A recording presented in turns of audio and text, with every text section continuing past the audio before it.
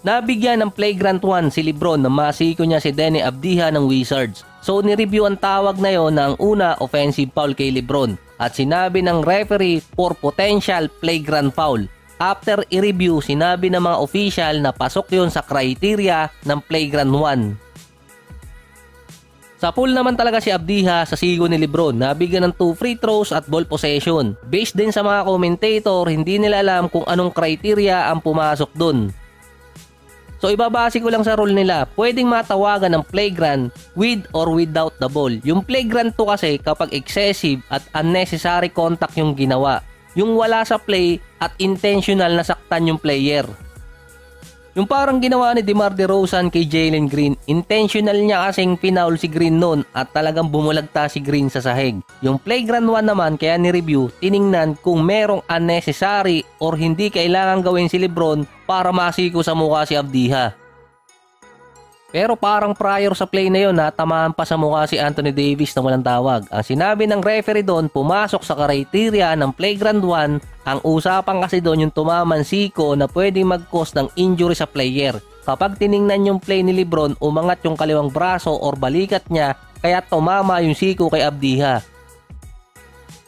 Since in-game play yun, ang makikita lang sa criteria doon yung excessive contact at hindi yung intentional.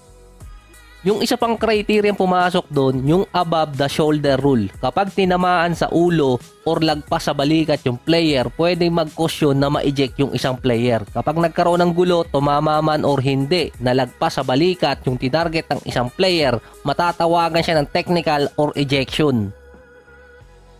Yung isa pa doon, may dalawang parte ng katawan na hindi pwedeng tumama sa isang player na excessive. Yung isa doon yung close fist or kamao. Kapag ang isang player, tinapik lang niya yung bola na close fist siya, ihinto ang game at pwede siyang matawagan ng technical. Yung pangalawa, siko. Yun ang pinakadelikadong strike.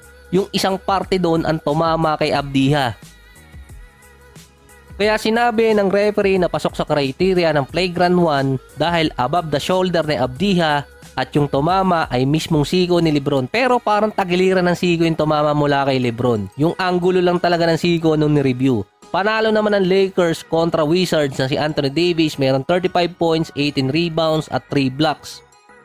Si Lebron naman 25 points, 7 rebounds at 7 assists. Nagkaroon pa ang Wizards ng 34-24 run nung 4th quarter na si Jordan Poole mukhang nakakabalik na naman, 29 points, 5 out of 9 mula sa 3-point area.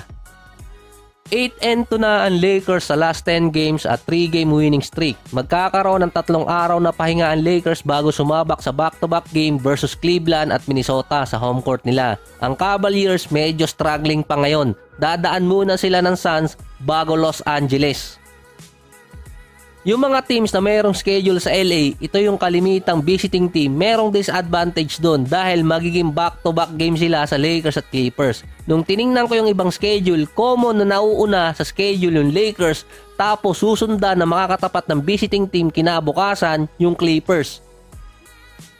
Sa standing pa, tabla na ang Lakers, Sacramento at Suns sa kanilang winning record. Pero yung loss record, lamang pa ng dalawa yung Suns at Sacramento. Yung laban ng Suns at Cavaliers, yun ang critical para dito sa Phoenix dahil sila ang pwedeng abutin nitong Lakers.